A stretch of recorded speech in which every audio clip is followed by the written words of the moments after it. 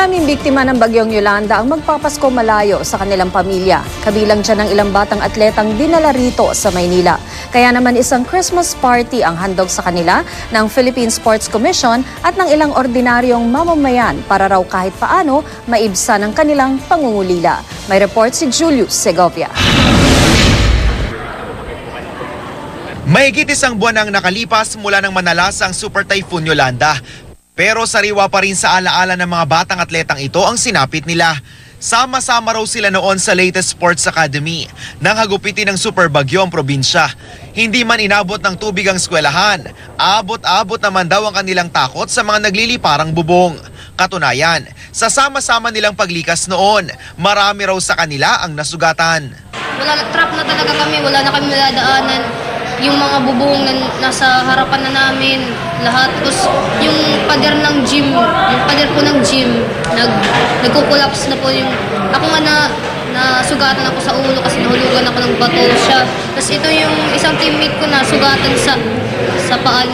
Nasa Maynila ang mga batang atleta matapos kusang loob na kupkupin ng Philippine Sports Commission sa tulong na rin ng ilang concerned citizens. Wala mang nasawing mga kaanak, karamihan naman daw sa mga batang atleta, malayo ngayong Pasko sa kanilang pamilya. Lola, sana napapanood mo ako ngayon. Sana may ilaw na doon sa atin. Saka, Lola, okay lang po ako dito kahit ngayong Pasko hindi po tayo magkakasama. Okay lang po sa akin, at least buhay na po. Buhay po tayo. Yung kapatid ko doon kasi siya lang dahil sana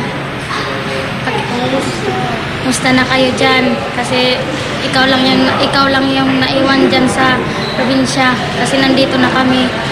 Kaya para maibsan ang kalungkutan ng mga bata, hinandugan sila ng Christmas party.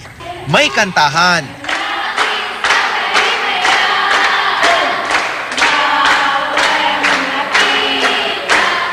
mga palaro, unlimited shibugan,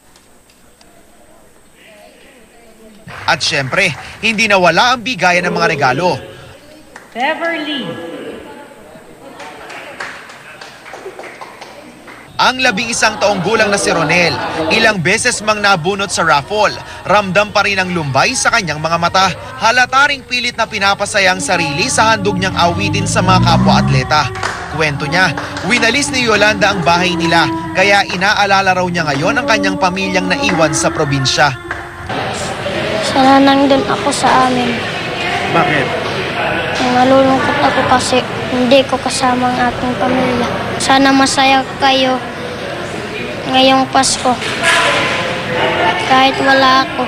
Nito lang isang linggo, nasungkit ni Ronel ang gold medal sa National Open Wrestling Championship 2013 na ginanap sa isang eskwelahan sa Quezon City. Kaya proud na proud ang mga taong tumutulong sa mga gaya niyang batang atleta.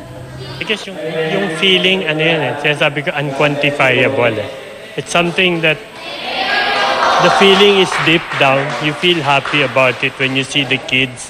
You saw how happy they were receiving simple gifts. And bilang ganti, nangako naman ang mga atletang pagbubutihin ang kanilang pag-aaral para matuwa raw ang mga taong bukas palad na tumutulong sa kanila. Oo, tuloy pa rin.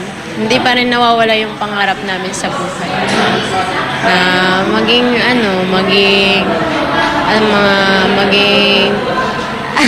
sa athlete na makamit namin yung mga pinapangarap namin sa magkalaro sa mga national game. siguro ito yung makikita natin in the future representing the country sa mga international competition. Siguro the best way for them to thank all the people who helped them is to be good in the respective sports. Kahit sa sandaling panahon, naibalik ang ngiti sa mga labi ng mga bata. Julius Segovia, GMA News.